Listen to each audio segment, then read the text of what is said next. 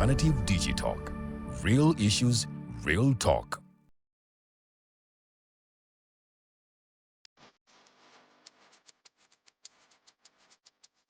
The Ugandan National Museum, a place where unforgettable memories are created.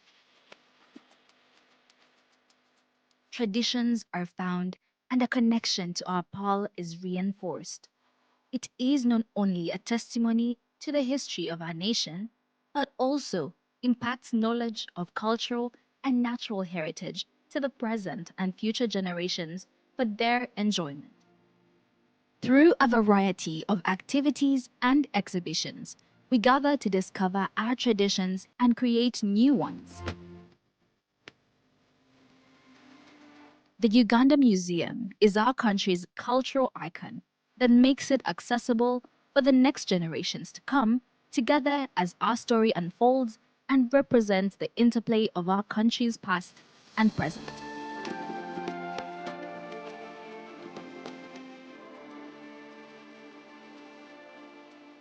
It is in our history, but also in how it has evolved to embrace optical satisfaction and new influences. Our identity as a country is not only a moment in time, but also a journey of where we have been, where we are, and where we are going.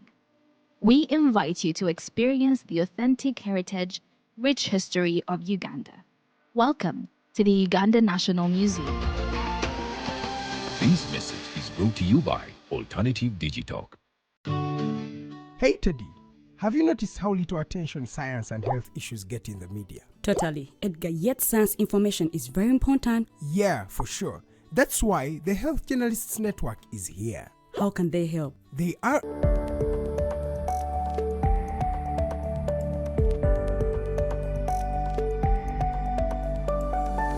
The Alternative Digitalk.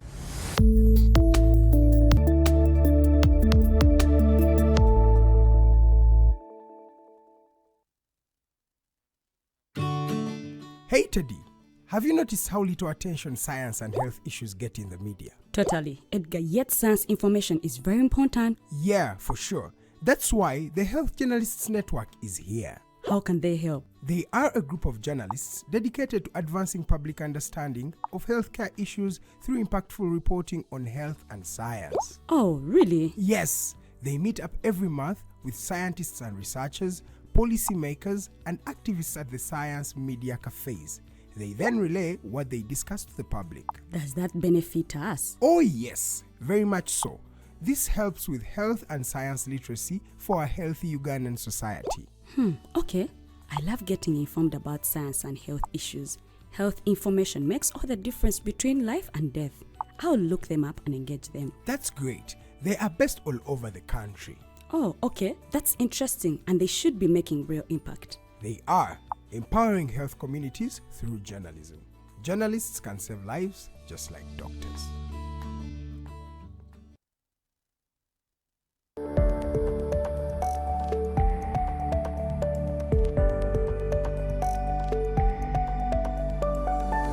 The Alternative Digitalk. Real issues, real talk.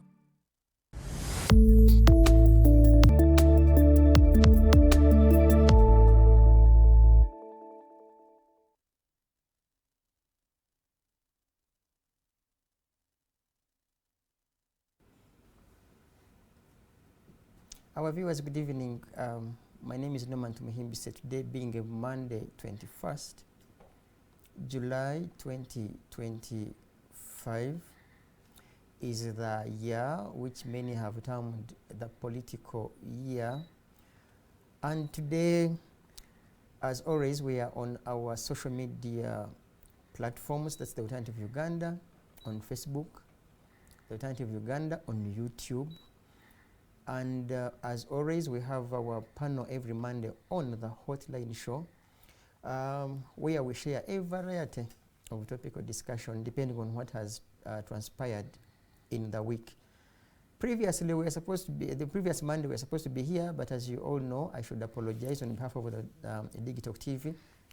It's the day we lost retired Justice G.W. Kanyahamba and therefore we were up and about, as you can imagine, because today marks a week since we lost the legal giant, and we're up and about. We must apologize. We've been up and about, of course, to manage a few things here and there. Today I have in the studios Mr. Vianney Ngoma, who happens to be the political commissar of UPM. And being an electoral year, he has gone to the archives and brought that attire of 1980s of UPM. In the middle is Honorable retired Major Awich Pola, and he is the director, external wing, External affairs. External Affairs, NRM. Extreme End, with whom we share a tie in as far as the color is concerned, is Mr. Joseph Ochieno. He has always convinced me to put on red, but I try. Maybe with time I'll have the whole suit being red. He should be happy, because as we speak there is a ruling and a court order therein that literally bars Honorable Akena to contest for his term in office as President UPC.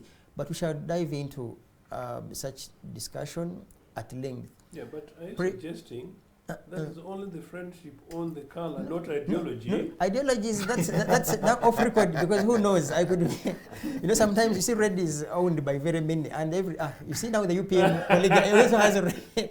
It's only NRM Honorable which that hasn't come with some bit of red, but maybe he's red at heart.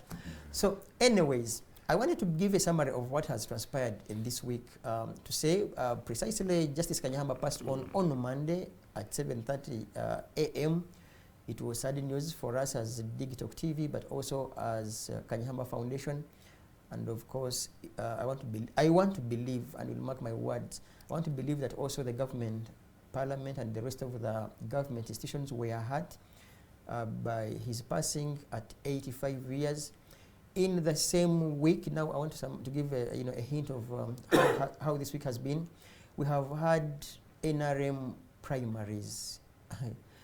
To some people, they even almost called them NRM secondaries, because it was even beyond the primary. Given the fights were not for primary people, for primary kids, they were for secondary university kids. So the NRM primaries took place, and we shall also dive into that.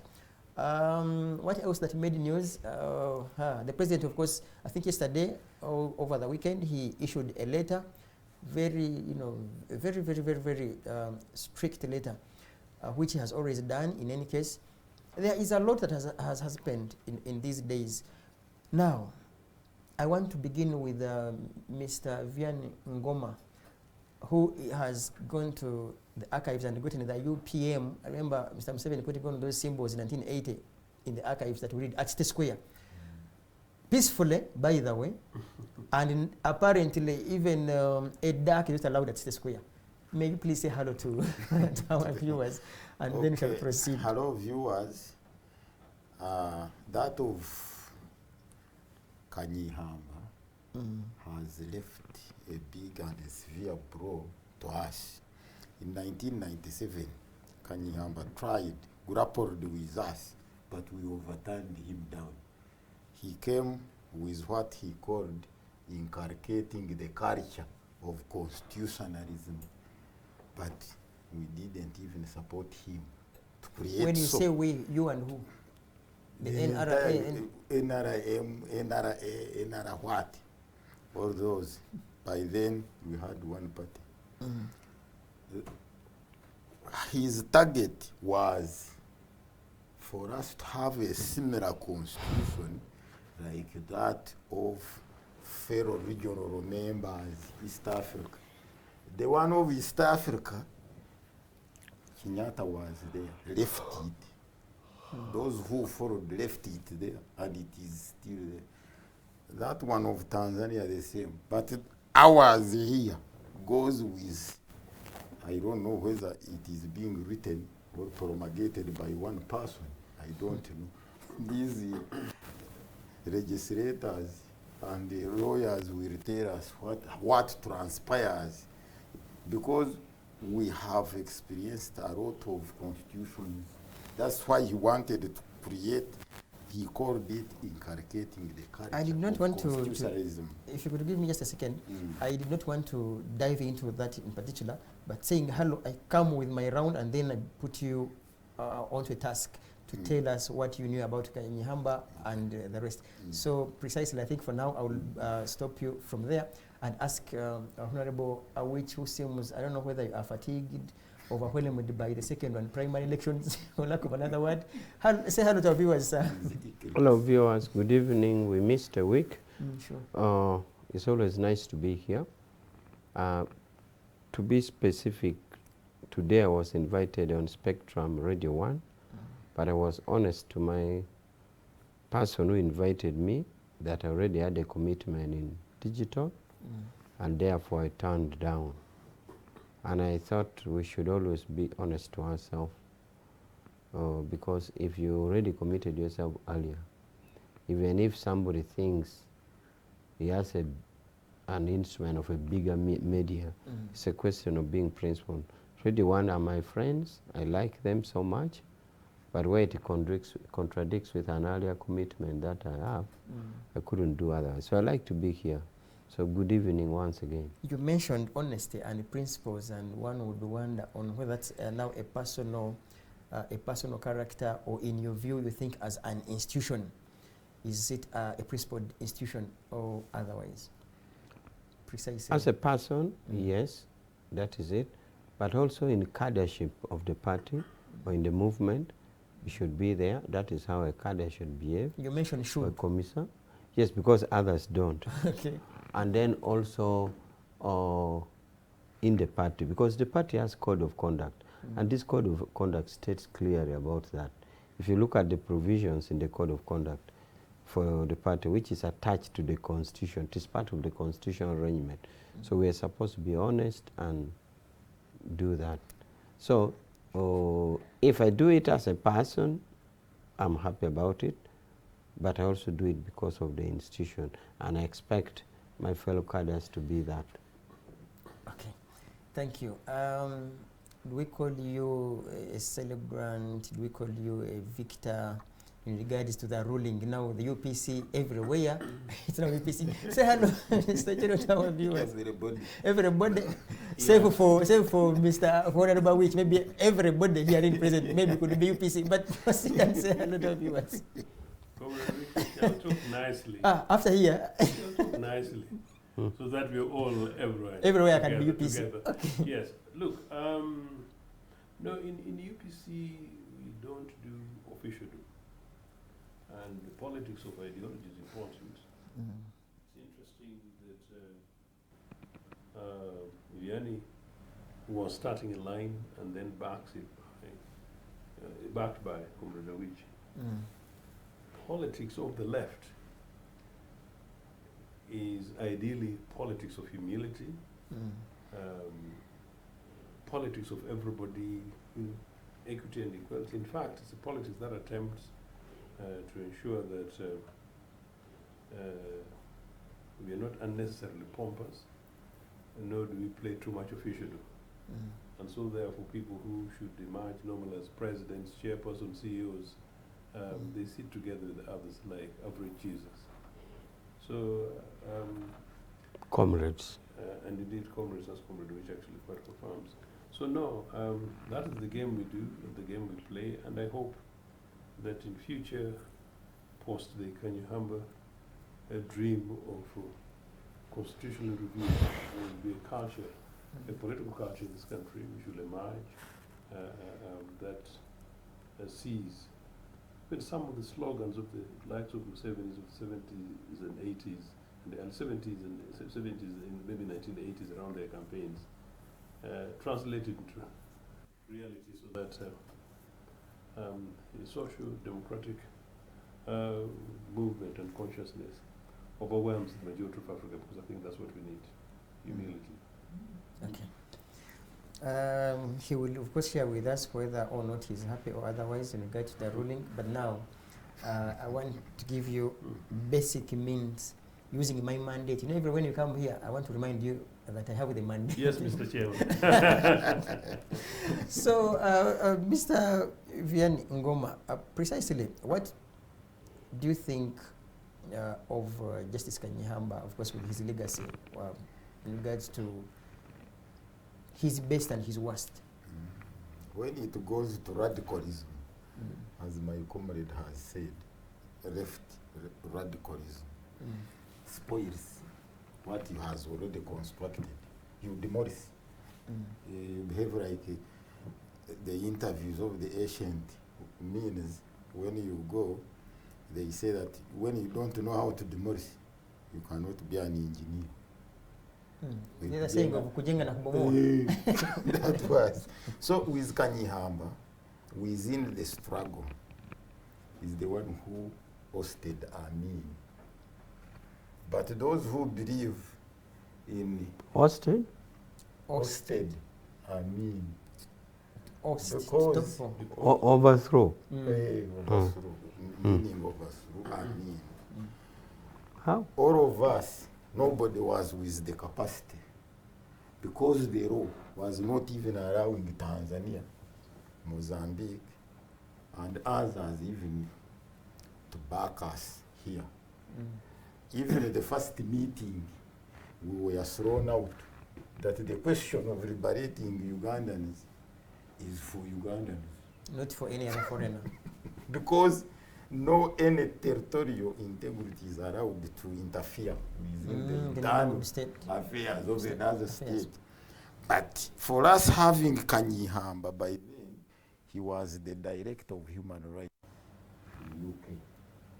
Came when Amin attacked Kagera Silent, wrote a report of massive killings, which caused a meeting which sat in Ethiopia, condemned Amin on atrocities of crime against humanities. Then they allowed allies to support us here. But those stories are for me alone. Now you are no longer yours alone, because the public now has That's has had those stories. Because they should be written in all books here. What shows you self-aggrandizement is here. We had Professor Ibrahim Lipumba wrote a book that African beyond adjustment. For us, we are beyond adjustment. So when you leave your legacy, not adjusting it, on your own personal aggrandizement, whichever, when you are not inclusive in Uganda here, in any written paper history, that one is not supposed to be published. What should be published are praising talks and the like. So I was telling you about 1997. The best President Museveni was there when we were in those talks at Kaburasoke, inculcating the culture of constitutionalism, being led by Kanyihamba. When they objected what he has presented, he ended up telling us that the laws from there in 1997 will be only for the rich and those with the power. And those one without those categories will never be favored by those laws. And this is what is taking place. Because if you can get a bail in court of 100 million, what is the legal context of that to make you fail? Or you can go and get a loan to get a bail in court, because it is you can't even go and collide with the law while reserving money to secure a bail. You get a loan to pay, and because get your freedom on a loan. there are some of the words we have in our laws which I don't know and understand. a swart non-cash bill of trillions. What does that mean? No, I It think means in case of any problem, yeah, when they you will when fail the, to pay those yes, trillions. when the accused disappears, Disappears, you pay you pay the those money. trillions. There is at times you find those are what Kanyihamba was fighting to be eroded and uprooted out, because he called them legal loopholes. He wanted to plug those legal loopholes so that what they call justice remains that one and remains so. Okay. Not justice of the money, of the cost. So adjustment is lacking. Okay, Honorable Wichpala, you have had a summary of the submissions by Mr. Vian Ngoma, precisely talking about Justice Kanyihamba. What do you remember of him yourself, being an advocate, being a diplomat, because he was at some point a diplomat, a judge, a minister? What do you remember of his life? Both bad and good. I don't really mind. remember. First of all, we must say Uganda is blessed to have had Kanyihamba. It was a blessing for the Republic of Uganda, for Kanyihamba's mother to have produced Kanyihamba. As a Uganda, that was a blessing. I'll talk in bullet points. Yeah. Two, it's often said a prophet is not known in his own home village. Even Jesus, and I've said this in some other fora before, even Jesus, when he said he was son of God, he said, what? The son of Joseph, this one who works with his father in the other timber. This man, even yesterday, I saw him carrying a timber for his father. What are you saying that is son of God? But when the man goes to other cities or far distant, is very much respected. Appreciated. And, so I don't know if that is what human mind is. Human mind seems not to appreciate what he knows, the locality. You don't know even which doctors, if they prefer those from distance.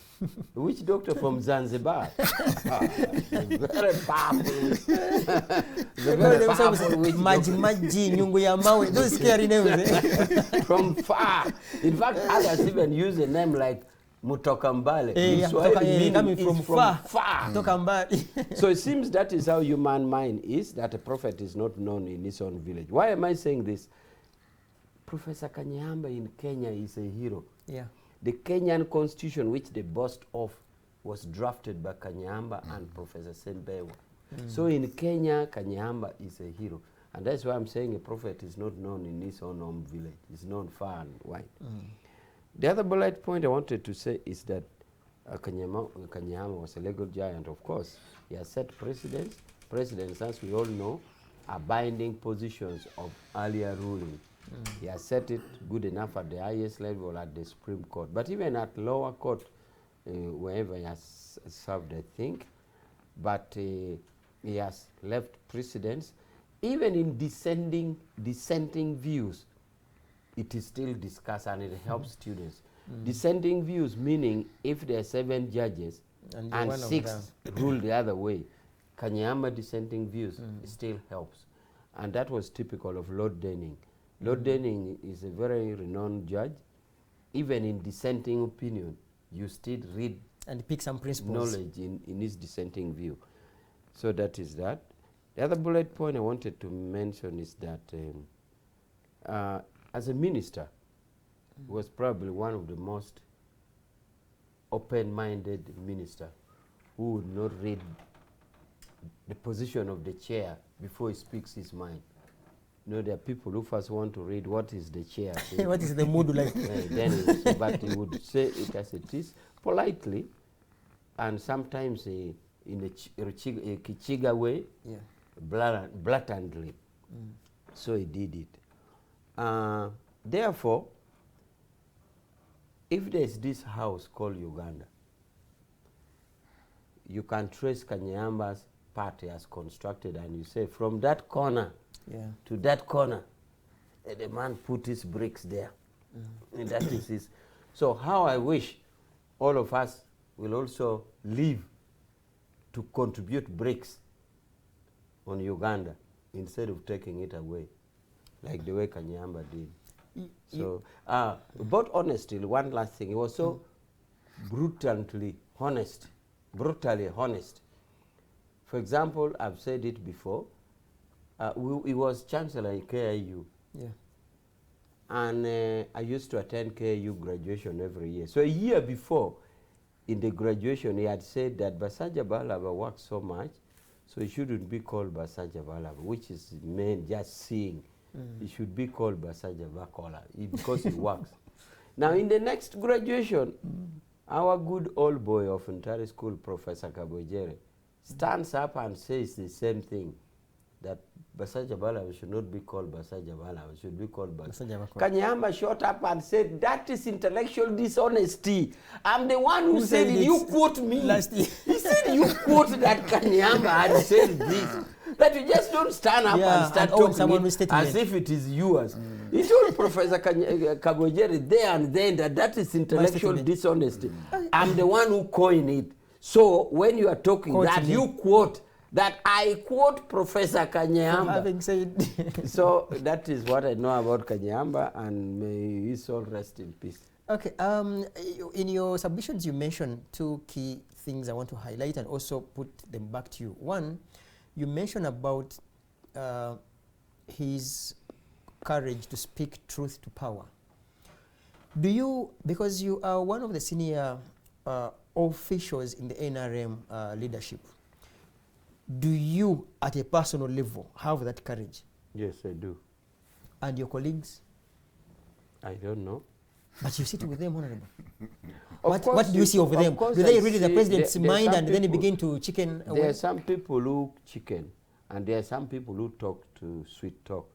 But what I have also known is that President Museveni is very intelligent. When you talk to sweet talk and you are not principled, he notes it. If you tell the truth and you are committed about it, he even notes it and he takes on it and he listens a lot. Many things have been said. Can we pen that? Can we wait? Can we consult the law? When some people have raised it.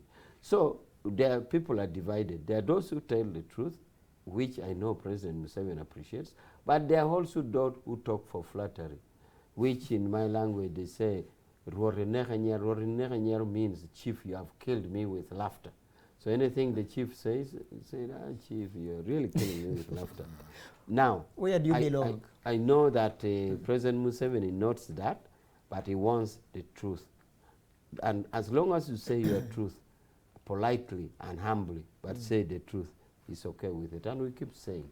And those who think they do flattery, even Museveni notes and he notes it and say, no, this is not. But he may not tell you, but he gets to know it.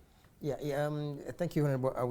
Okay, the second one, which I wanted also to highlight, you mentioned that if Uganda, you used an analogy, if Uganda was a building, for instance, you can definitely tell that these bricks, from here to there is some contribution from Justice Kanyahamba. Do you, in your view, do you consider those bricks still existent, or some people are trying to tamper with the same bricks? No, the bricks are there because I'm saying Uganda is already built and it is already there. For example, jurisprudence, the principles of law that is set. Are you going to undo it? Well, the law says that Supreme Court can depart from its earlier ruling. But even if it departs, I already said that even his dissenting view, students still read cited. And they learn. So that kind of bricks, what are you going to remove it? Constitutional, remember, it's the one who drafted this Ugandan constitution also. He was the chairman of drafting, legal and drafting committee in the Constituent Assembly.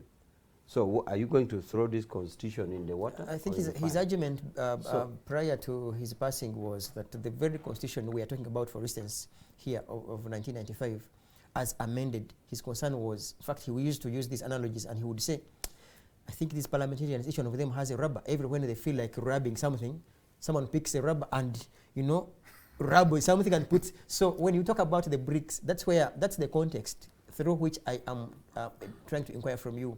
on whether some of the bricks aren't being tampered with. Because if it's a brick that it is visible, the Constitution itself, it has some missing pages, according to him. And perhaps if you Yes, could no, clear that what I with- can say about that is that even the missing pages, he is the one who provided for it. That For the pages be missed. Yes.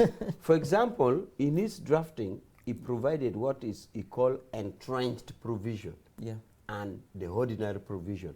Entrenched provisions means those provisions that you can't amend anyhow. Yeah. You will have to take it to a referendum. Referendum.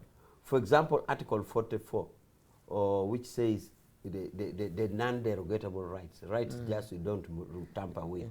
Or the Article 1, which says power belongs to the people. Power belongs to Isn't the that people. subject to discussion, Honorable? Yes. At heart, do you believe Yeah. power belongs to So- people in Uganda? Yes, but let me first say that I'm saying the pages that are missing in the draftmanship of Professor Kanyamba, he drafted that provision To create that in the it future- can be amended. So if anything, we should be crying with his name that why did you put this that can be amended? And it is now being amended because he is a draft person. Now, but the others that will remain, of course, nothing is permanent. Yeah, I've always said that even this big road we are seeing here will Anytime- not be there for the next Forever. 50 years. It will be destroyed. So, all the same, the spirit of constitutionalism, the spirit of the constitution will remain, even if you amend. And even those which are amended were his creation. He was the draft person. Created He the room drafted for- those which can be amended and those which cannot be amended easily. So he's the one who put entrenched provisions and a non-entrenched provision. So we should be crying with his name. Okay, that's Honorable Awich Pola. Gladly, he's an advocate, so when it comes to matters of law,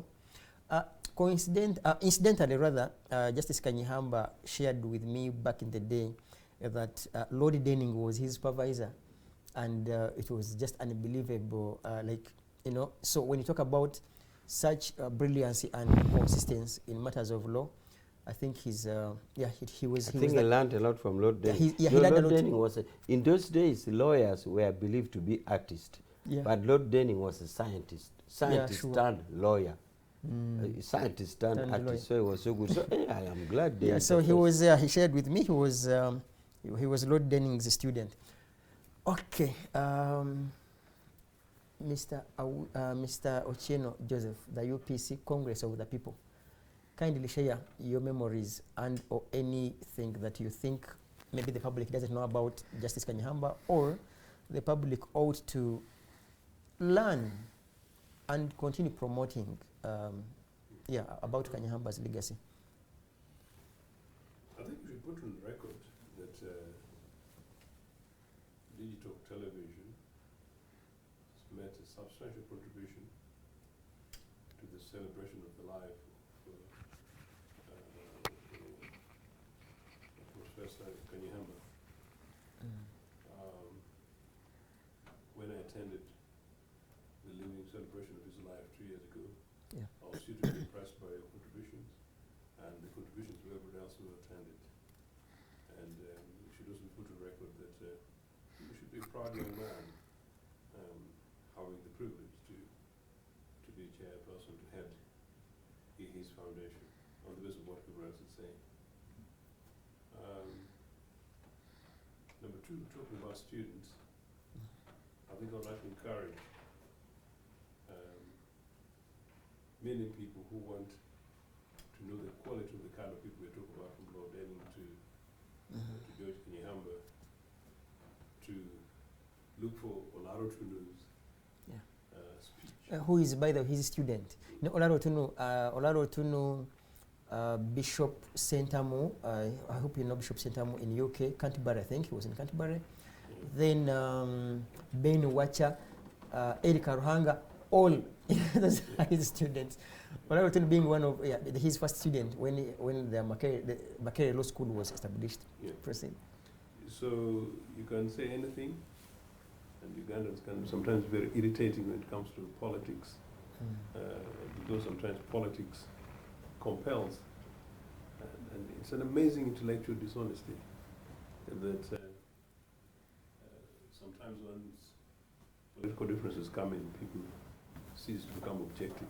It's very irritating to me. But anyway, so if people listened to Lara Tunu's speech at the celebration at George Kanyahamba's home 2 years ago, as the lead speaker, and indeed as his student, you know, you see the quality of the guys we're talking about. So, an important loss. That said, the Ali Kanyahamba I knew, is one in which I was extremely disappointed, because particularly in the 90s, I knew that he was a legal giant, and like many other people who were then associated with the NRA regime of Mr. Museveni, was saying, how can brilliant people, including this very brilliant lawyer, be a legal advisor to Mr. Museveni when our people are being massacred in northern Uganda? The huge amount of human rights abuses that was taking place under the regime, including the fact that political parties had been banned, and George Kanyahamba is here minister, you know, when a basic fundamental right of the peoples had been put in prison. So that was me and my perception, in fact not perception, my actual thought about George Kanyahamba. So I regarded him as a scholar, but I thought he was the traitor of the cause. Fast forward to the recent Kanyahamba, starting with that very impressive position they took when he plus 3 others resolved that they would take a position in the case between President Museveni and Attorney General, yeah, and 2006. Yes. You begin then to see quality of men and women. And if you see that here, I concede that I fundamentally oppose this guy. But this is a guy in the last 10, 15 years I had huge respect for and a personal privilege of associating with. He should give us, show us lesson and huge lessons. And that is a human strength which is rare. Kanyahamba, on the basis of his complete conviction, worked with Mr. Museveni. So whatever opinion Ochieno has and had, he did on the best, to the best of his ability, to the best of his knowledge. Granted, when he took a position, you could say he went to the other extreme end, and some people might think he swings. But I think that is an element of human decency. And so, fast forward by the last few years, people have argued that it's almost, you see, almost an angry intellectual. The depth of it was possibly see someone whose conviction is driven by his belief. And that's possibly the Kanyahamba that passed on last Monday. So this guy, whatever your opinion, it must be fair that we judge him within that context in a holistic way. And for me, it's unfortunate that we got to know him, I got to know him slightly later in his life, and with the deficit that my brother is referring to in terms of quality, integrity of our peoples, I worry that my generation may not do enough to keep enough numbers of men and women of integrity who by the time we hit 95, which can challenge on the basis of how many bricks laid, but those are bricks of integrity rather than bricks of compromise and numbers. Okay, let's Hey. yeah, sure. I'm surprised, maybe lack of love for the school. This guy can't mention that Kanyahamba went to Mwere, Well, I went to Mwini. and yet they are all boys. By the way, he was. Now, this is integrity. Compromise tick. No, George Kanyahamba is my senior old boy. Yeah. Obosoga College Mill. So you see, material, power You see that alone. You see when you pride in your big schools. Now some of our schools we may not mention them here, but I should also say I'm a product of Bombo Army Secondary School, and it's and our motto was knowledge is defense. Can I give you context? Every time I boss, and Comrade Wich and I sometimes like to share some of these things deliberately. Every time I bossed of Mwiri, which is the national school, no doubt, and it's the most successful school by the Uganda, no doubt. At the moment, Tara is the most powerful for various reasons, so we concede. But actually, that you come from Bombo Army, and you're you, it means you've gone through obstacles and hurdles, and you really must pride yourself. I think the likes of. But that's my point. I hear you. People from Honorable Awichi's school would make fun of us that our secondary back in the day, it used to be not day and mixed, day and boarding. It used to be primary and secondary, because one block was primary, another block was secondary. Now they would say, Bombo Ame, primary and secondary school.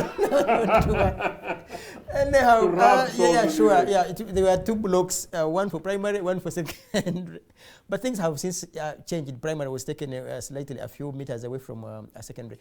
Okay, back to Justice Kanyamba. Why do you think we can? Why do you think the quality of such leaders is shrinking? And that question is going to come back to the rest of these two. I think generally, globally, and Koruch would be happy to hear this, that I concede that globally, globalization is infecting the world. There's some terrible cultures around the world, including in the global north. Countries that had extremes of social cohesion, like Italy, Ireland, you could count in the global north. Our rural communities have been massively affected and desecrated and deforested of value. So that's the general thing, and why. In the more recent times, I think there's a little bit been, in part, death of politics, which is what we're going to be discussing. You ask, maybe just use the example preempting it. In 1980 general elections, as I said, you could see elders, like I think somewhere in the neighborhood of which a little Mara, little North, I don't know whether it will have included your home constituency at the time, a little Mara, another fantastic lawyer, says he woke up in the morning and elders had come to his home and asked him that, look, the elections are taking place, we want you to be the candidate because, one, he's been observed as a decent boy of a particular average family, and he goes on to represent them. Aliro didn't have the money, he didn't even have the drive for that, but he made a fantastic Minister of Commerce. Fast forward to today, part of what we're going to be discussing is madness of money, where the average young boy and girl is purchasing for it. Now, what is it? No, I think there is a huge challenge with morality. But quality of education has also collapsed, and for me, I've argued that very much. And it's not a partisan thing. I genuinely believe that educational systems needs to be fundamental and radically and urgently reviewed. And with that, goes into whatever happens in schools and institutions. Same with families. I think some of the things that I see in my rural Nagongera today happening in families that I see in the neighborhood are not the kind of things that I would see certainly not in my family, but even in the neighborhood. So things have changed so badly. But I think finally, the death of leadership. I don't think we now have many leaders who mentored those people, who eventually mentored some of us, doing the same today. And maybe that's a challenge for me and Comrade Wich. How much of that we're able to do today? Okay, Mr. Vianney Ngoma, you have 2 minutes to tell us why do we think such leaders can hardly be seen in our generation, maybe even in your generation. And then the same question to Honorable Awich Pola, we shall break precisely and come back with a topical discussion of the second one, primaries in NRA. That one is only by artificial and mechanical politics. That's what is causing the shrinking of potential. By the way, I should share with you, one of our viewers said that your words are very technical, you sound like a scientist. So maybe you will have to to make your submissions sound like for historians.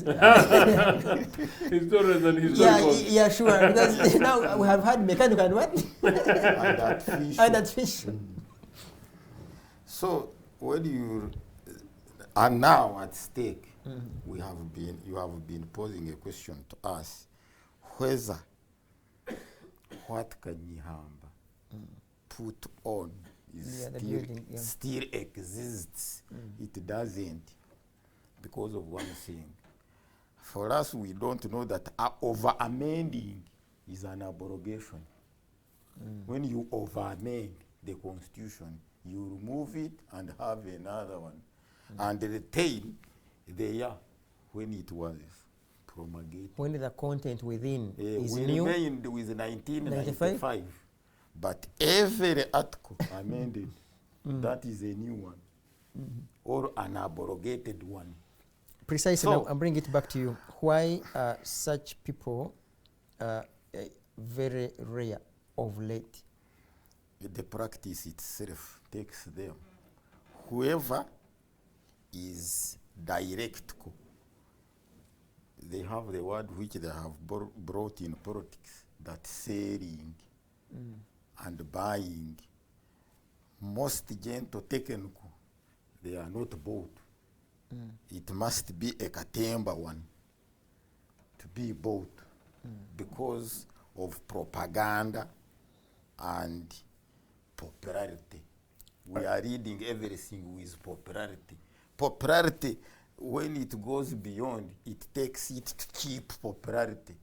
We are running every political party with pressure groups. We'll reach there.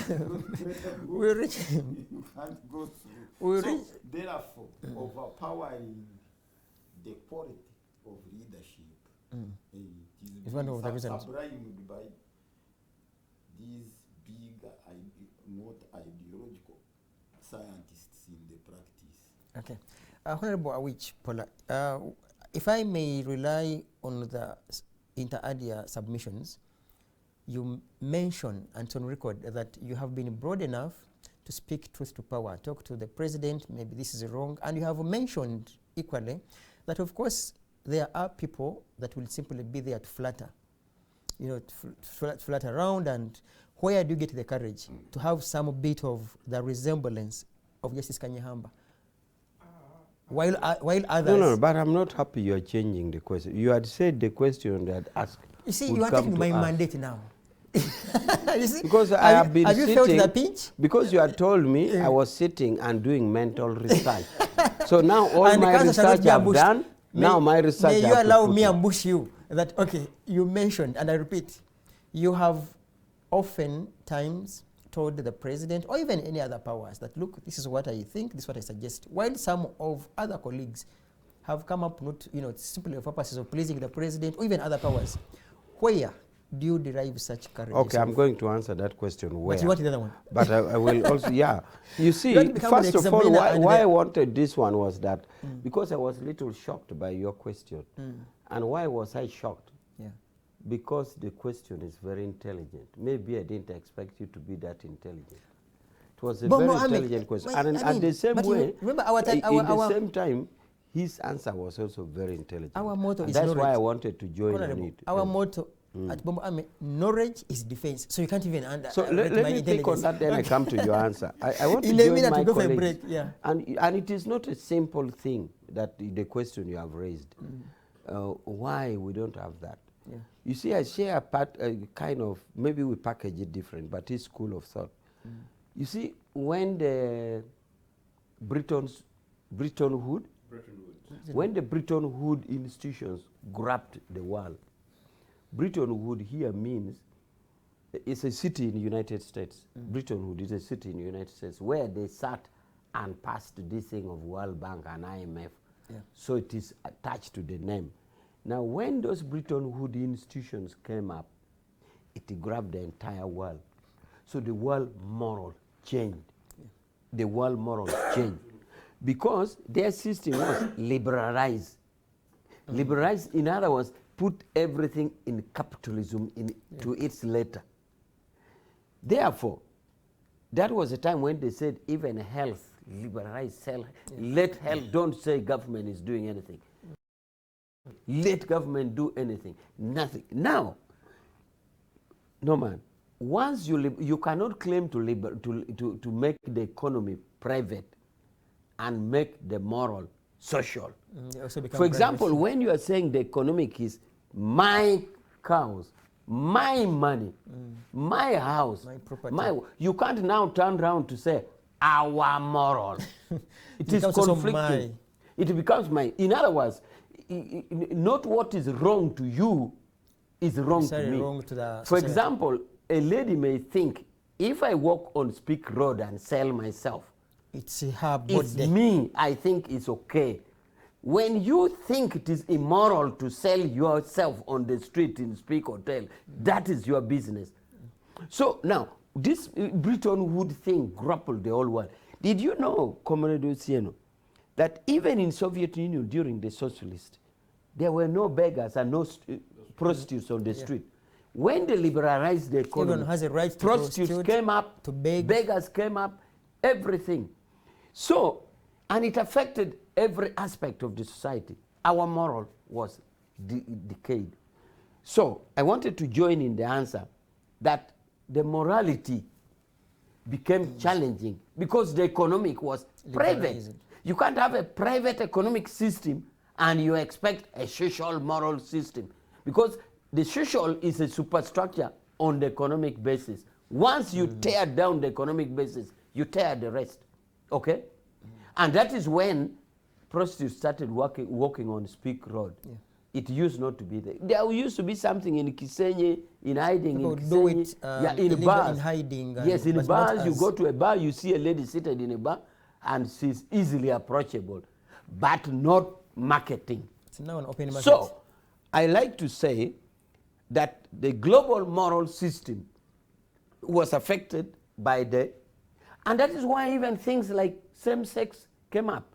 Because if you think it is immoral for me to marry a fellow man, that is your moral, but my moral is okay. So you cannot say our moral and yet my economic basis. It breaks. So I just wanted to join there. Now, and that also now join on What where is- yeah. I picked the courage. Where I picked the courage is because my social background. I come from a communal kind of society. I did not come from a purely capitalistic society where the nearest I could see as a capitalist aspect in my young growing up, where you go to a shop and you find in the shop this writing like, you are my uncle, yes. You are my brother, yes. But my business does not know you. Meaning that I only link with you on money. I don't link with you on blood relations. I don't link with you on any other relation. But far and over is that I grew up in a village setting where even a child was a child for the village, not a mother's child. But in a purely capitalist, is my child. But a child was disciplined communally, food we shared communally. I grew up in a village where if you don't invite somebody in your food, they would sing with your name. They compose songs and sing. No man doesn't give people food. No man, they will sing with your name. So, partly, it also, so my being strong, that is based on that. But also on the exposure of literature. I've been exposed so much to leftist literature that gives me the comradely atmosphere. And me also by growing up in the army, because the army was a social kind of community. Institution. I grew up in the institution of the army as a Kadogo, so I also grew up into communal kind of life. I think that helps to shape me to really guard against injustice. I feel injustice is not good. When it is unjust, I don't like it. So most I like likely, fairness. most and likely truth. that's why we have, I think that's why phrases like mind your business started from. Because sometimes we need to mind other people's businesses if they go wrong. But when you say mind your business, if someone wants to walk naked, tell you, no, mind your business, this is my body. Anyhow, we are breaking shortly for precisely like a minute or even less than a minute come back, and of course, when we return, I will begin with Mr. Ochieno, I think. I don't know, should begin with Honorable Awich, because he's an ambassador of the NRM primaries with what transpired. He has to share with us because he has a lot. I think the rest of the colleagues will respond to his submissions because he has to be put on the wall, on the spot, in good faith. We are coming back. Instead of protesting, just 30 seconds Uh, to conclude the same of interest. just in a few seconds. Kanyahamba was very important. Yeah, sure. I think my colleagues had talked about Kanyahamba and 1997 proposal to amend constitution. And then my brother Ngoma was talking about East Africa and the different kind of constitutions. Yeah. I think it's an interesting point if it had succeeded, because part of my arguments has also been that that constitutions should not be just made and read. Because part of what you were trying to say was that and I don't think you're emphatic about it, was that now if Mr. Museveni goes, are we going to create a new constitution? Yeah. I genuinely argued those days that it was the CA process was a waste of time and money. That all that we needed to do was, and constitutions as amended, that if we're not happy with the 1966 and particularly 1967 Republican Constitution, all we could have gone was to go back to the Independence Constitution, and amend relevant clauses, cheaper, solid, holistic, historical, in hundreds of years. This is our founding document. Food for thought. Okay, we are breaking, certainly, for 40 or so seconds and come back. And when we return, we are beginning with Honorable Awich Paula. He has a lot to answer to all of us. Coming back shortly.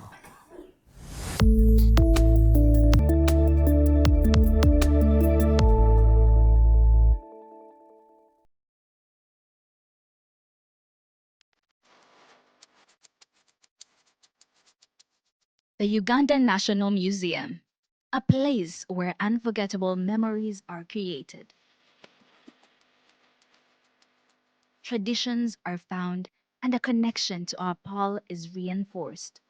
It is not only a testimony to the history of our nation, but also impacts knowledge of cultural and natural heritage to the present and future generations for their enjoyment. Through a variety of activities and exhibitions, we gather to discover our traditions and create new ones. The Uganda Museum is our country's cultural icon that makes it accessible for the next generations to come together as our story unfolds and represents the interplay of our country's past and present.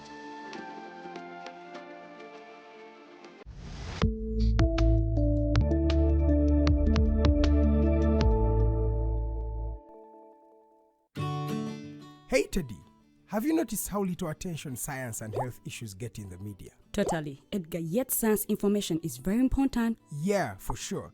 That's why the Health Journalists Network is here.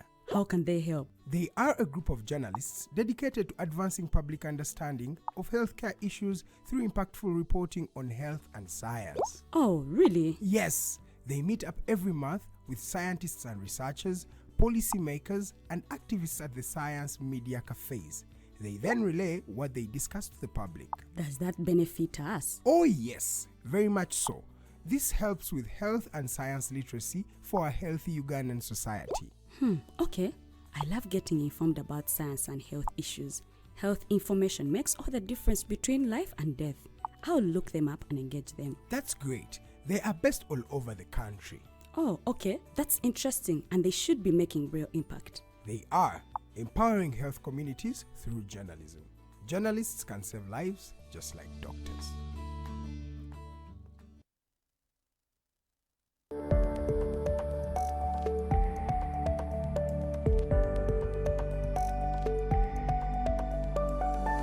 The Alternative Digitalk. Real issues, real talk.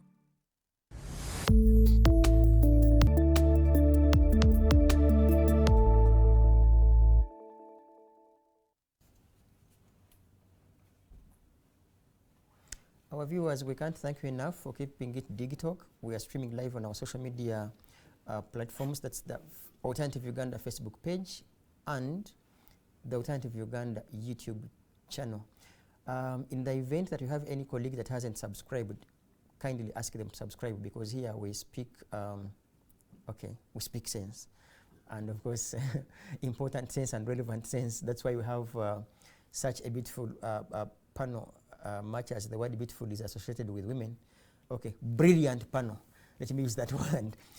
Like we said, we are now diving into our topical discussion, which says, what do the NRM, electoral violence and irregularities, communicate as we head into the 2026 elections? But also, I want to ask viewers out there that we declared here time ago that we have studio numbers, and I want to kindly share them with you so that you can call and ask any of the panelists in this studio. Do not mind, just call them. So as long as you tell me your what is it? Okay, so as long as you tell me your words, I want you to be as mature, as respectful as you can, and call our studios live on 0791 146 762. I repeat this number. It's I think it's an MTN.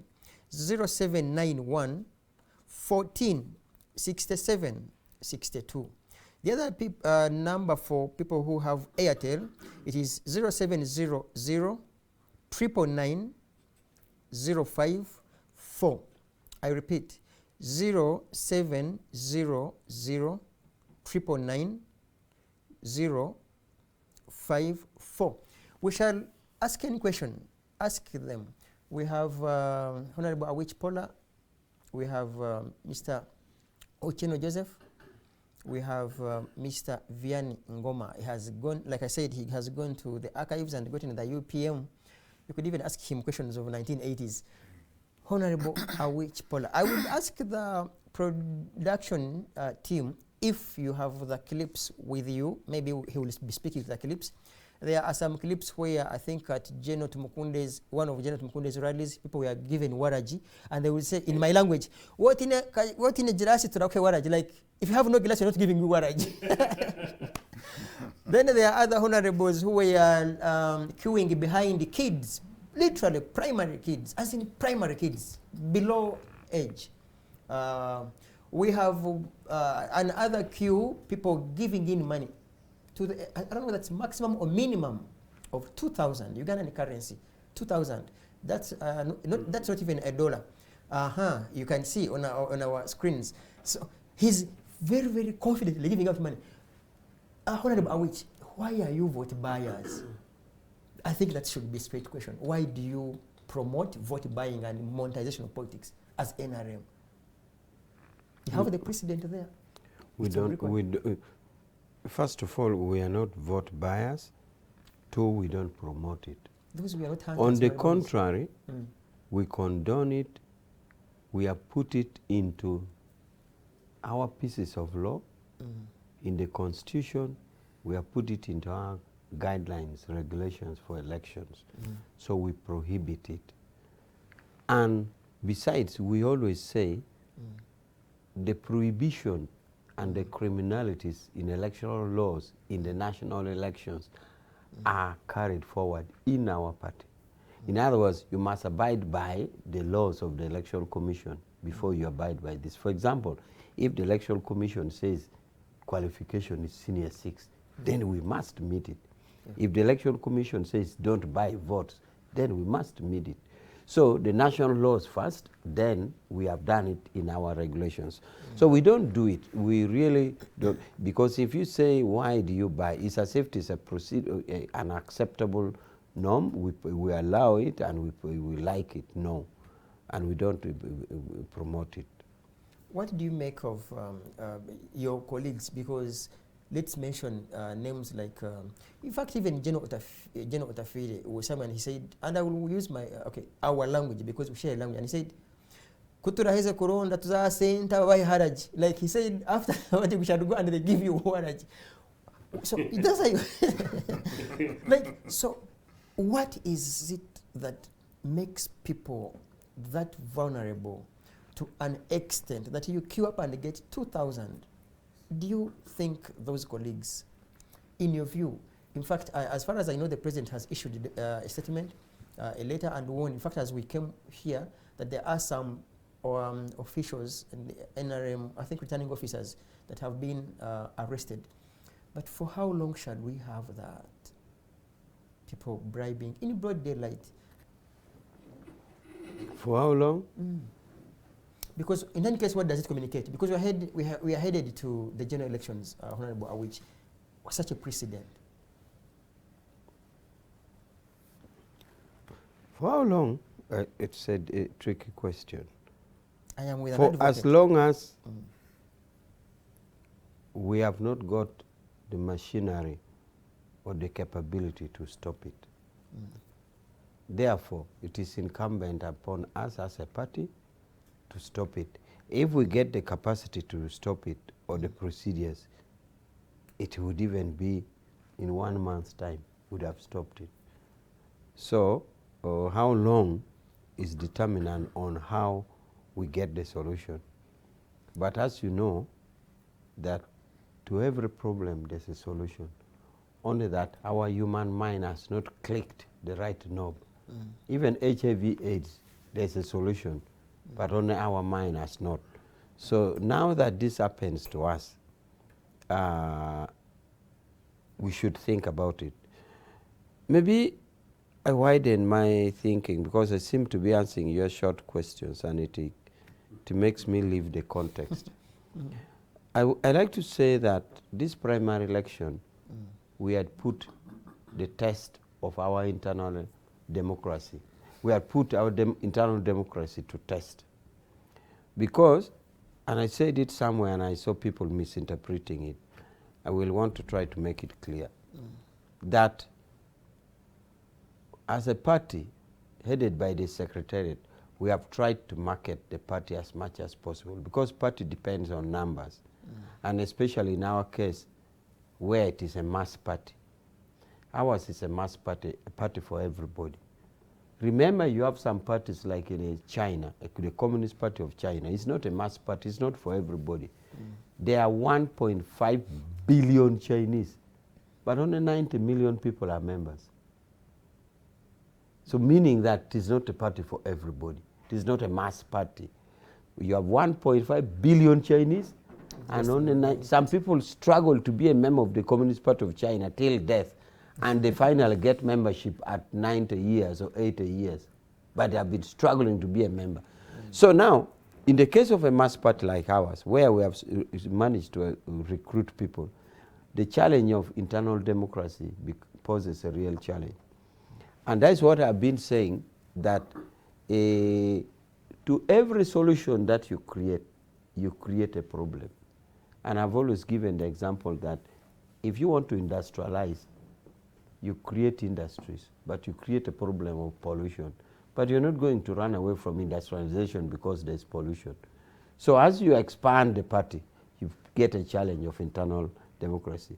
And as I said, and I was misinterpreted, I said, much as some party, like JEMA, will go to persuade and beg people to hold their flag, for us, people are fighting to death. They are death, already registered death. And some people say, when I said that, I condemn death. No, in fact, I'm showing I'm now pointing out the problem of industrialization, the pollution that came from industrialization. So in my case, the death is the pollution while you try to expand. To become a do or die. Yes. When you try to expand, that is a challenge. So somebody was saying I was praising death. I think they wanted to divert me from the theme that the party has expanded and it is big in numbers and others don't have the numbers. Therefore, this election put our internal democracy to test. And I hope we have seen the gaps and the loopholes, and we therefore should move to closing. Because we shouldn't expect to throw our party members in an election where the members presume to have the rules, the constitution and the regulations and the institutions of election commission and registrars and the security deployed and also funding of these institutions. So party members go knowing there's something working. And when you get into the system, you rely on God. For example, you now start saying, I hope there won't be violence. God help us. Or you're saying, I hope there won't be rigging. God help us. Members should go for this exercise knowing it is well thought out, it is well planned, it is funded, and institutions are there to make it work. Therefore, we have put our internal democracy to test. We have seen it. We have 73,000 villages that we conduct election in 73,000 villages. Now, if we have 1,000 villages with problems and leaving us with 72,000, that's not to say it is few, but we should correct it. So it's a challenge we shall take on, and it's a challenge we shall live to try. We may not be perfect, but we should try to have a free and fair election. Now, Honorable Awich, again, I want to ask you on behalf of our viewers, given the precedents as they were, do you,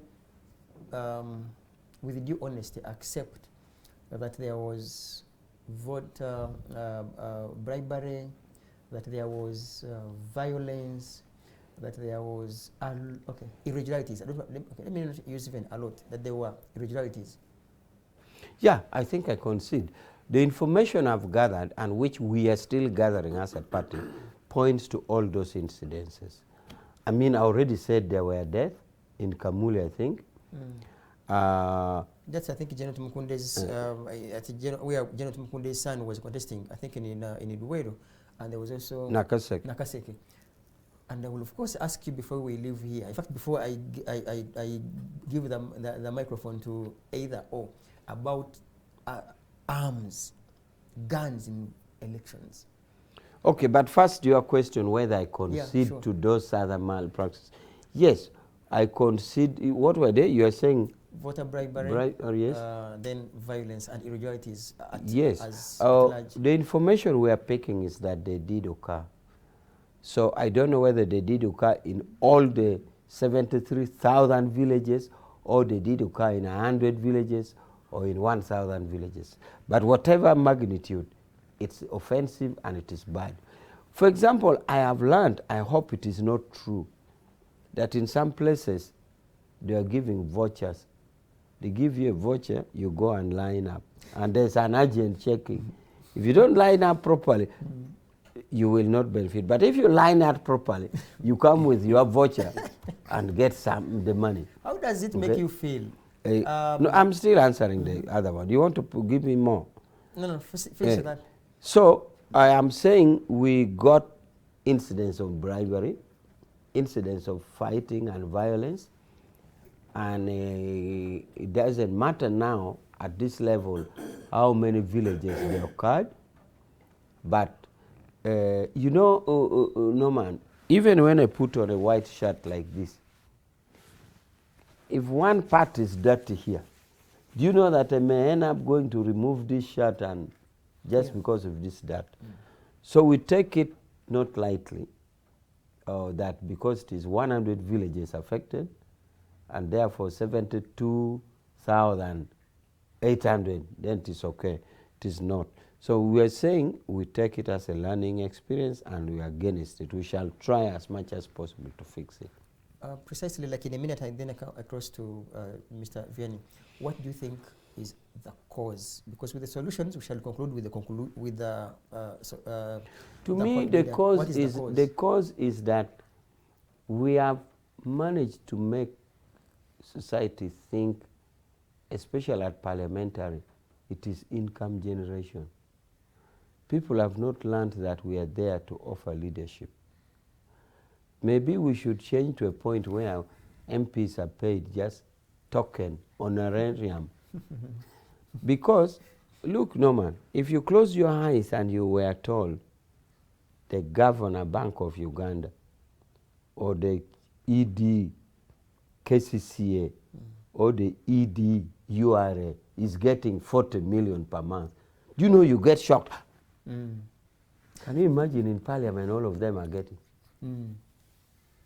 So the 40 million that shocks you that the governor Bank of Uganda is getting, we're getting these guys. And remember the academic qualification is?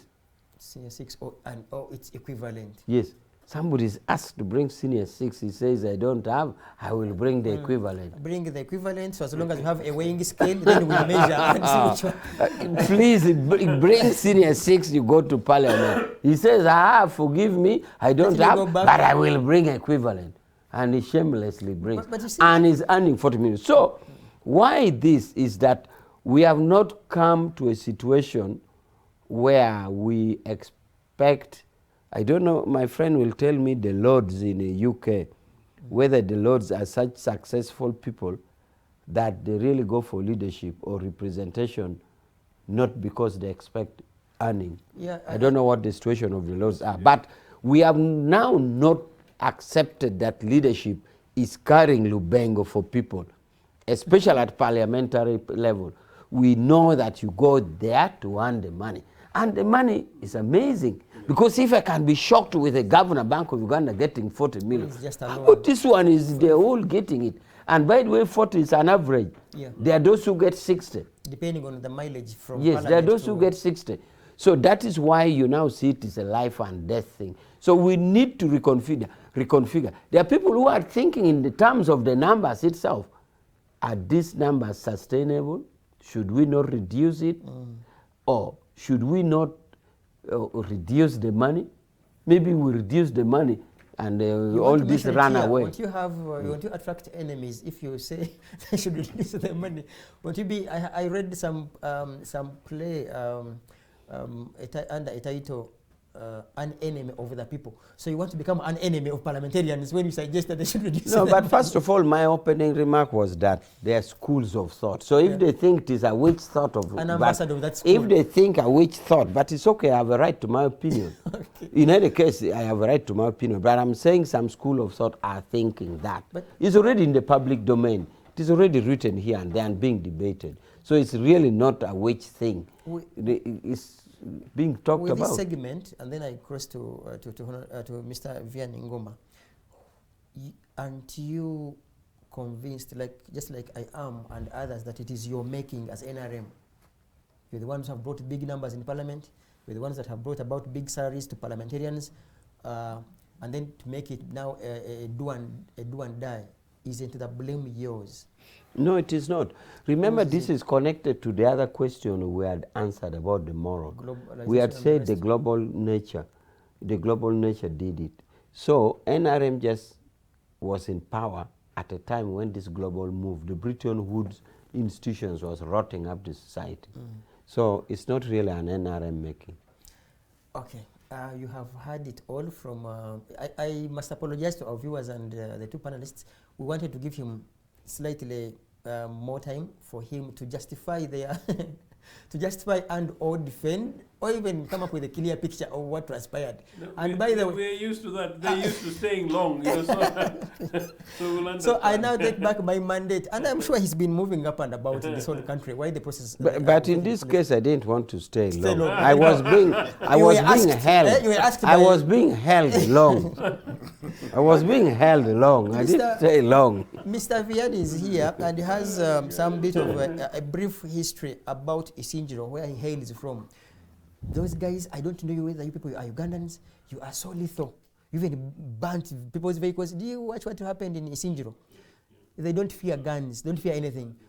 What caused it? Okay, what caused that trouble? And of course, you could give your analysis about and giving us what you think is likely to happen in the coming elections, relying on what has so far happened in internal elections of NRM. The eye opener is indicating, or the indicators are showing us that we must outsource. The problem with political parties in Uganda, they don't outsource. They think their members and themselves, they are enough to understand. Now, a report being given by me of that party cannot satisfy the viewers because you are defensive. This should be brought in the whole picture by the observers. Let internal primaries and democracy be observed by the outsiders. They come out with reports, recommendations, and advice. Because take an example, the opinion of Comrade Witch is good and satisfying, but the organ which controls him is supportive to it. As we have seen, they have declared somebody, a phone call came overturning it. What can you do? You have to bow with the order. NRM should be richer with the wisdom of CCM because they stayed together, and so as this president of UPC, they stayed together, but their practice differ.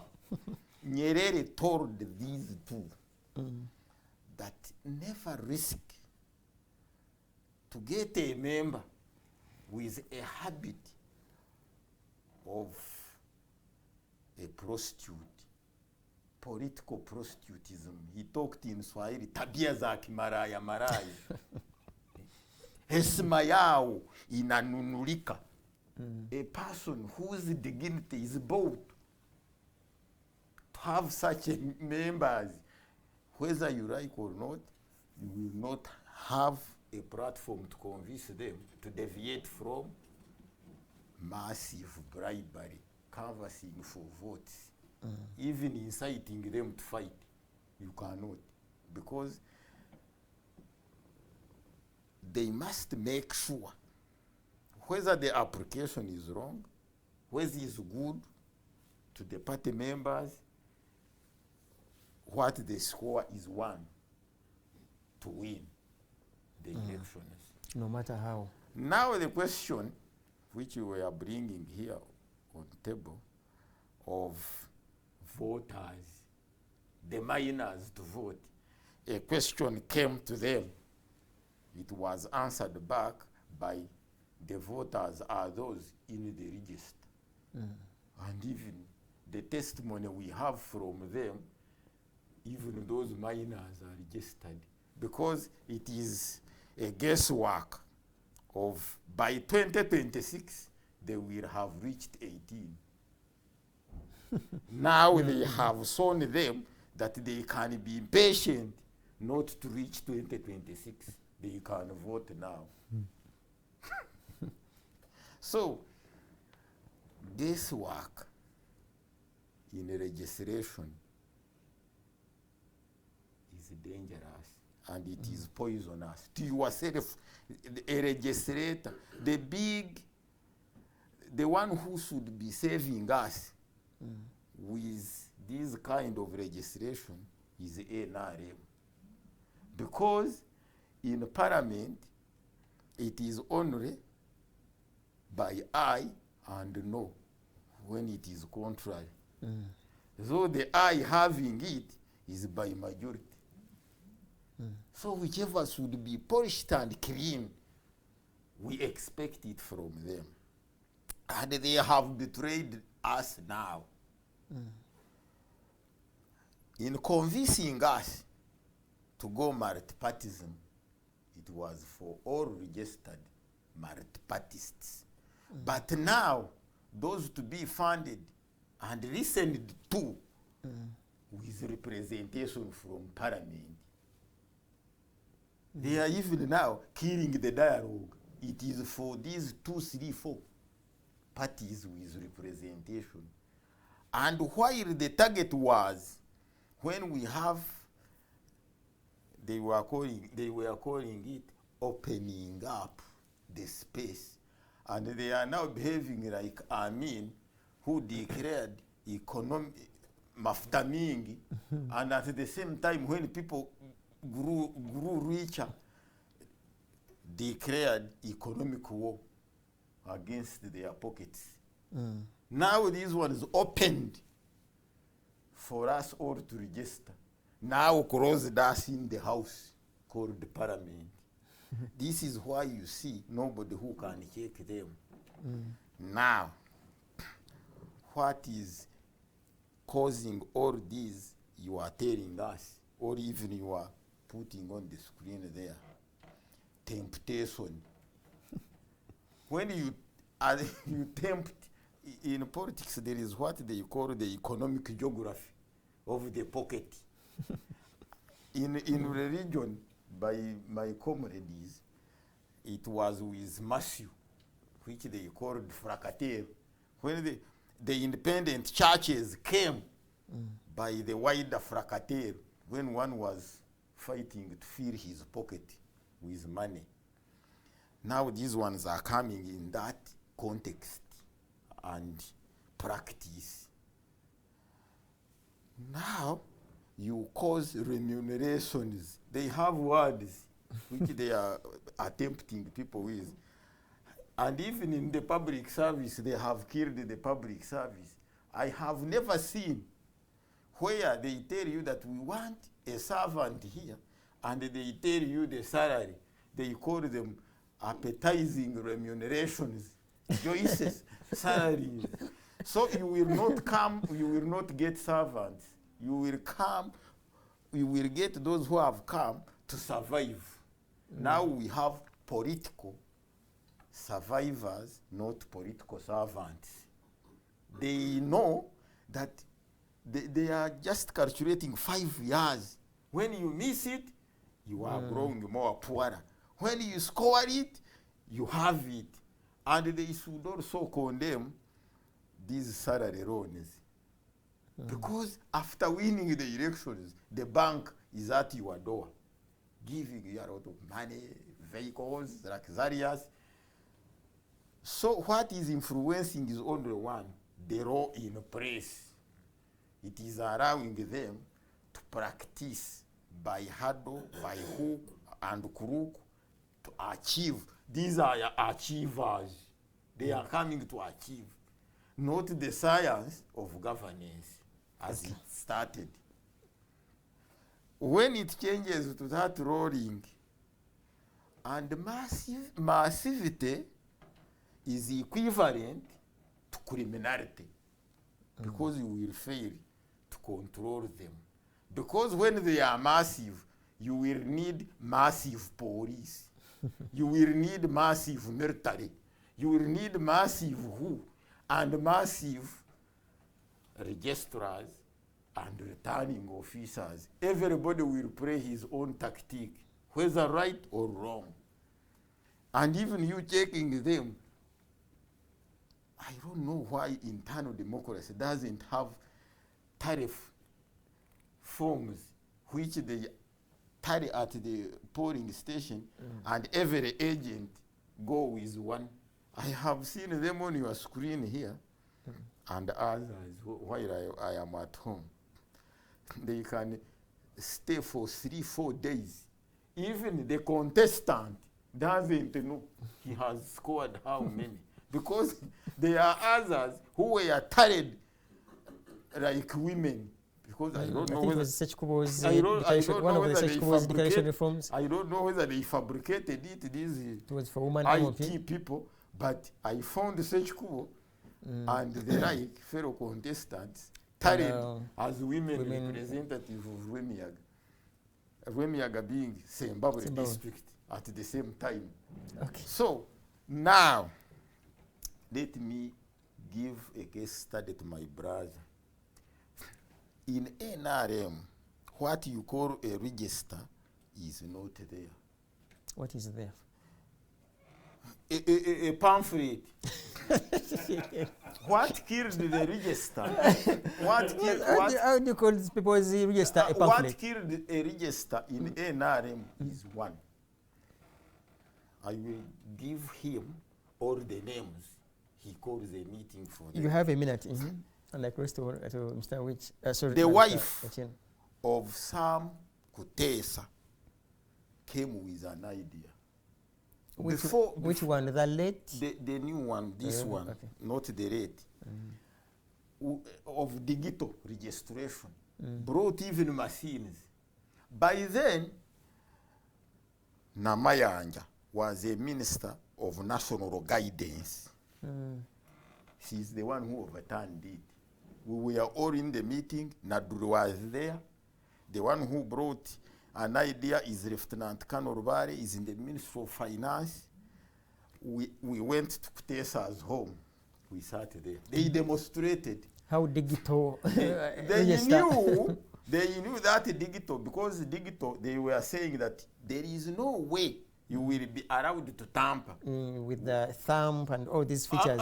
When you try to tamper, because it was going to be connected to the chairman, who is the president. With the server. When you are trying to tamper on his tab, he must detect you. That someone in Remiaga or Wengo is tampering with tampering. We'll send police to arrest you. And then these people who want to spoil NRM overturned it, closed it there. That red roast money was going to fly to London, cancelled the freight, and nobody who paid her to save them from this sum. Tell me, if you tell me of these millions registered voters, how many me, UPM, do I have? I have 0. What does that one has? 0. Where others members have nothing, they are all for massivity. So, with that one, if we want to best manage the register, the best that ready is still there. You go and consult her, she will show you how these things will be managed. Digitally. Not for everybody. This register, I'm telling you, I can even put there my names. This one can at night change it to another one. Because printers are massively in Uganda. Okay. Everywhere you can print. This is why you see they have reached on marrying their fellow contestants. If they know that you are going to challenge them, you find yourself tomorrow You're not in the list. Not reflecting in the register. Okay, well stated, Mr. Ochieno. I am sure as day follows night that you have followed the entire sequence of events, border to border. How was it in your area? And give us a brief of what you read ahead of the elections that are beginning. Just I think the campaigns are even beginning in October. Tell us. My area is actually the Republic of Uganda. So I was focused across the country, as I was possibly less focused, to be quite precise, about Nagongera. So looking at the overview, but of course with Tahand connected with Tororo. It's shameful actually what's happened, and shameful what's continuing to happen. And I would say it's extraordinarily shameful, considering that UPM in 1980 were presenting themselves. He's smart, by the way, except for the colors. You're very smart, aren't you, tonight? Creamy leadership. UPM in 1980 were crying foul and then presenting themselves as saintly. So from 1980, UPM to the privilege they got in 1986 until today, seeing what you're seeing. It's simple. I think all of us agree, and we should agree, that whatever has happened and whatever is happening is unacceptable, whatever the cause is. But most importantly, that whatever should be done, I have an idea, we may have a difference of opinion, but it must end. When I was invoking Joel Ali Rumara, who coincidentally happened to have been Comrade Wich's area member of parliament in 1980, he said that the committee was involved, committee leadership involved, and there was such a thing called integrity, there's such a thing called dignity, there's such a thing called genuine quest for leadership, and politics was driven by values. It no longer is. Something happened from 1986, particularly with the ban on political parties, that we went monolithic. Politics ceased to be politics of ideology, but rather than politics of personality. Personal merit politics, as it was called. UPC warned against this, and I was just trying to look for one. I don't know whether your young team here ever heard about some of these things, including your two camera persons. But in the 90s, we made huge cases against personal merit politics when trying to advance politics of multipartism. And sort of the whole thing has come home to roost. We're arguing that amongst others, personal merit politics is going to push for individual self-interest. That will then link into materialism, and that's the politics me, myself, and I. But very quickly, I just want to say this, that although it's true broadly, and we agreed generally that globalization, and particularly as driven by IMF and World Bank, particularly the Scotland Structural Adjustment Program, contributed immensely and has contributed immensely to some of the challenges we face today. What I, of course, don't agree is that every African country imperatively had to bite the bullet. The first country that was approached was Uganda, under Milton Obote, immediately after the fall of Idi Amin. I've said this several times. And because we had a manifesto, we had a commitment, but we had a leadership, that was driven, visionary. In terms of our programs, we say this is what we stood for in the 60s and delivered, and this is what was interrupted by Idi Amin. We've come home and we've looked through, this is what we want to see, and it can't happen. And we refused structured adjustment program. Before then, this case, much later, came back and then went to Ghana and others. So why I'm saying that is that amidst all this thing is also a question of leadership. And Comrade Rich is right, that while some people are pushing to please and some people are pushing to grab, what is important, I mean, what is clear is that if there was leadership at the top, let's say it's top, these attempts by Mr. Museveni in the last 2 days, whether it's politically leading to the next elections or not, I don't know. If it is said no, there's no reason why this thing doesn't stop. Why is it happening? It's happening partly because of the reason that I've given, but partly, on the other hand, the death of institutions and institutionalism. But also, Comrade Rich concedes the fact that they are basically continuing to play experimental democracy. Let's try with this, let's try with this. I can tell you that this lining up thing is extremely outdated. I have had a number of conversations with colleagues in the NRM, and I have many, and they're substantially divided, and most of them actually they agree with us that I think it was an error to try. But is it about that? Fundamental to that is this thing that Abish talked about, that politics has now been so monetized that while the electors have to seek, the guys who are now supposedly going to Parliament, it's a matter of life and death. It is such a privilege that I want to agree, because I want to limit it because we don't have time. The points already raised, but really because of import, that a future UPC government, and one in which I am a party, would seek very radically to reform Parliament, one in terms of size, and then two, parliamentary remunerations, and then three, possibly processes including qualifications. It may be unpopular, but it's something that needs to be handled. It's completely unfair that we have the size of Parliament that we've got. And as Comrade Rich said in a very interesting way, that qualifications, minimum qualifications is all A level, and by the way, you don't necessarily have to have A level, so long as you can prove somewhere, somehow, that you have a mini equivalent, and whatever that equivalent is, and immediately you get that, you're entitled to over an average of 50 million Uganda shillings every month. Extraordinarily criminal, open. And I think if you put that, if you put that as a manifesto conversation here on the table, and you talk to citizens will agree with you. Because sometimes you were asking Comrade Rich, is it implementable or not? No, sometimes we just need the boldness as leaders to come and talk truth to power to our citizens. People will see this thing.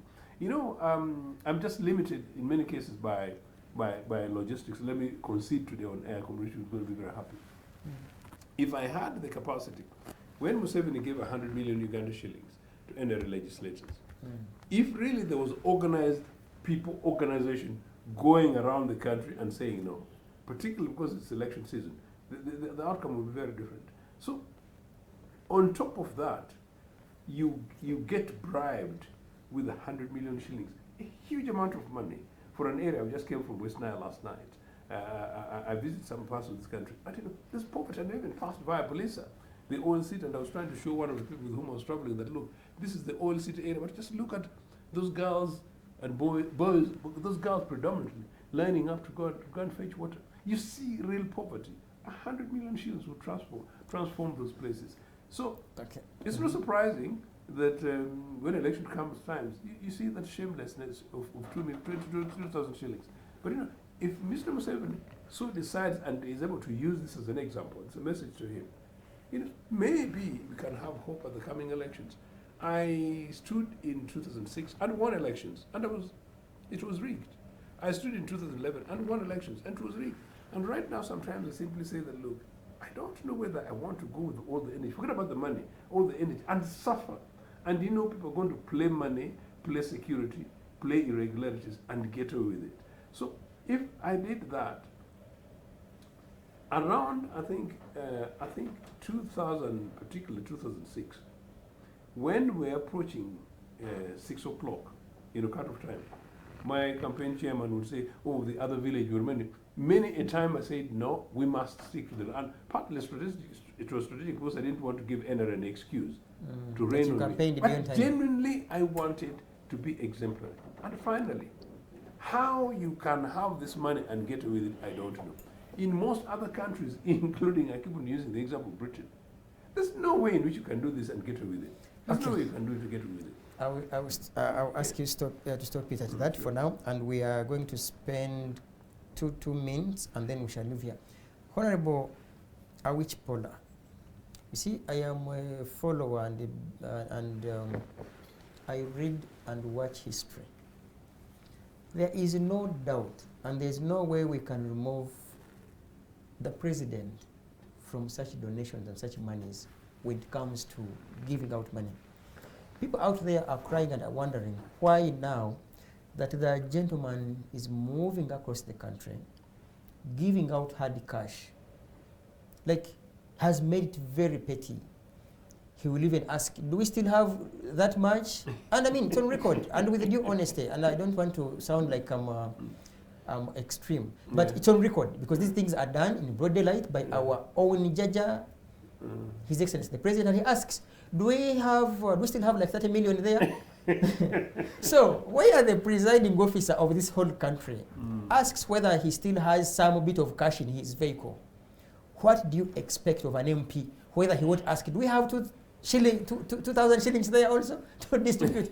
Don't you think your commander-in-chief is part of the monetization process of this whole thing? I don't think so. Recently, I think such a debate came up. Or he was the one trying to advise MP. Was it State of the Nation address? Yeah, I think it was State of the Nation. He says in the minds of the legislatures, they found it prudent for the Fountain of Honor to give money. And that's when he was telling the MPs that don't compare yourself with me, because me I have a budget for that. And he suddenly did refuse it. So that if it is not good, then we should ask our legislators to think about it. But I think the logic was that as Fountain of Honor, or as a president, as he moves, he gets into direct challenging situation of people who are needy. And therefore, the legislators did not want to make the Fountain of Honor not having money to give. And he warned the MP, said, please don't do it like me, because for me, I want given that budget. How sustainable is it? The sustainability depends on the economy, because this money is budgeted for by Parliament and appropriated. It is appropriated for. So sustainability depends on the national economy. Like you see, sometimes we come and rationalize and we give priority areas. So the sustainability will depend on the nature of the economy, and which will determine whether we put it priority or not. Okay.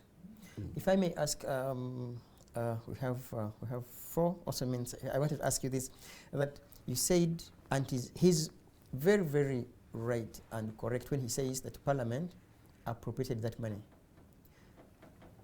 And then one would ask, as a fountain of honor, did he, in your view as a lawyer now and as an NRM senior leader, do you think he found it that important and fair that as president, I have this much and then the rest can, because if he has the right to give out, why not parliamentarians also give out, even if it is their own money?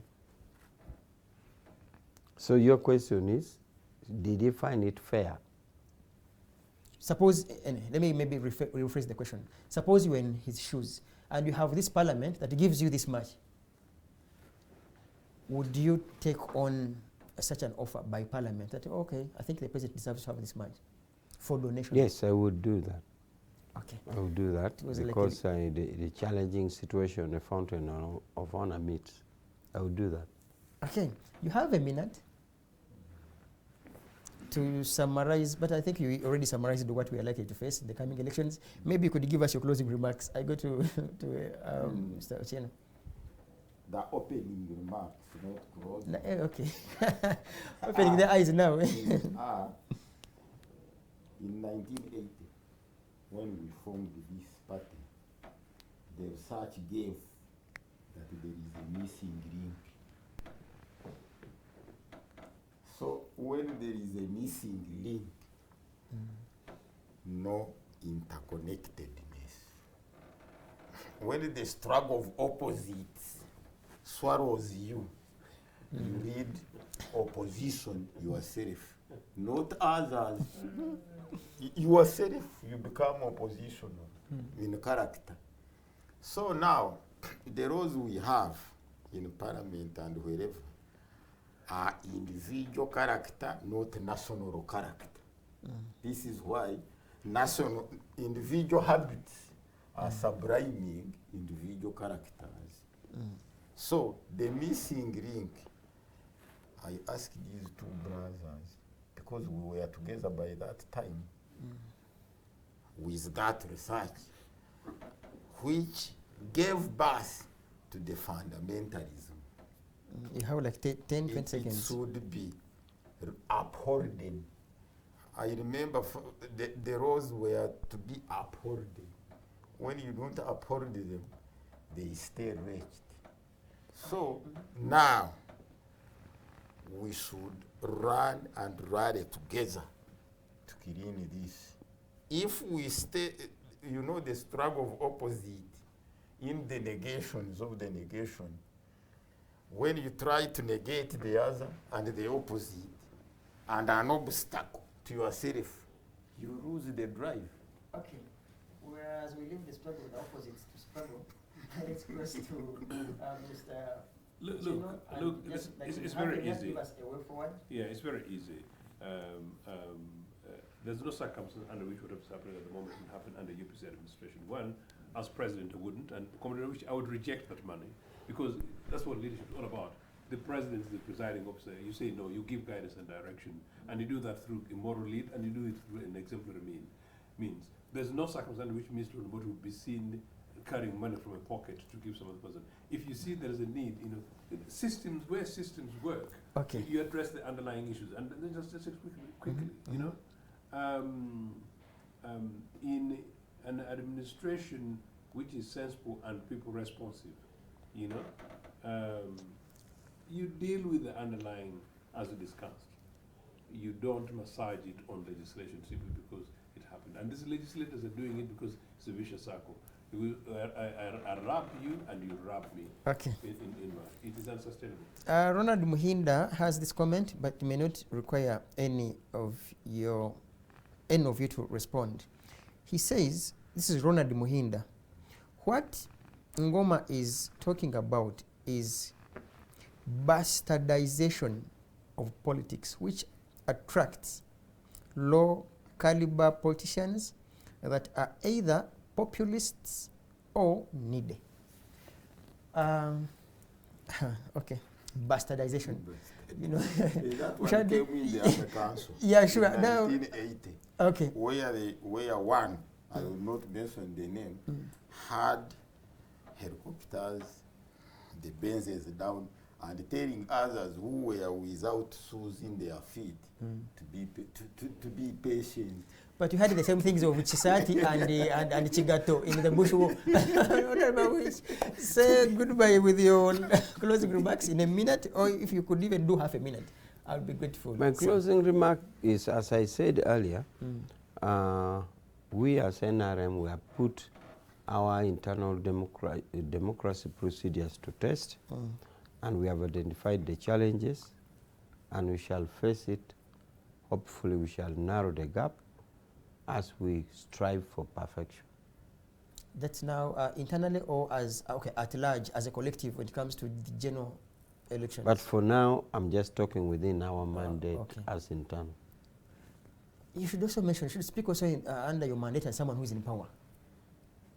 Because well, this syndrome may cross to communicable or non-communicable. Well, you told me to do it in half a minute. I'm adding you 30 seconds on behalf of the government because you are in power as NRM. As government, we expect a very free and fair election. The infrastructure they wanted in terms of the law, we had ample time to pass for them the relevant law if they needed an amendment. We have provided funds for the human resource and logistics, and therefore, and human personnel we have given them, they have recruited, and they are stand alone there as an independent electoral commission. So we do not see anything that should stop them from having credible election. You have heard, I shouldn't add even an apostrophe onto his submissions. My name is Norman Tumhimse. Let's catch you tomorrow. And of course, with our subsequent programming on our social media pages, the Alternative Uganda Facebook page and the Alternative Uganda YouTube channel. I sign out.